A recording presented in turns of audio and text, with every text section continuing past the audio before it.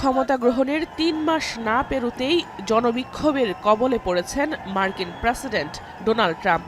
হাজার হাজার মানুষ রাস্তায় বেরিয়ে এসেছে ট্রাম্প নীতির প্রতিবাদে। New York, Los Angeles, Atlanta সহ যুক্তরাষ্ট্রের গুরুত্বপূর্ণ সব শহরে ট্রাম্প বিরোধী বিক্ষোভে এক হয়েছেন মার্কিনরা। আর এই বিক্ষোভ ছড়িয়েছে ৫০টি অঙ্গরাজ্যে।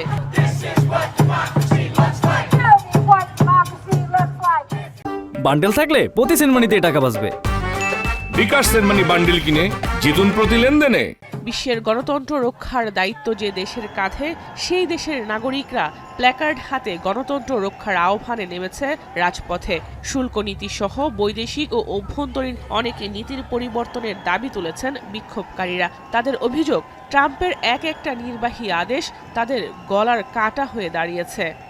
I'm here to join my voice to everybody else's who's calling for the Trump administration to stop undermining our democracy. Trump is a traitor. He's betrayed this country. He's betrayed our government and he's betrayed our people. He's betrayed our allies. He's sold us out. He's a criminal. Get him out now. Elon Musk has got to go. Hey, hey. Ho, ho. Elon Musk has got to go. শুধু যুক্তরাষ্ট্র নয়, বিশ্বের বিভিন্ন দেশেও ট্রাম্পের বিরুদ্ধে বিক্ষোভ হয়েছে।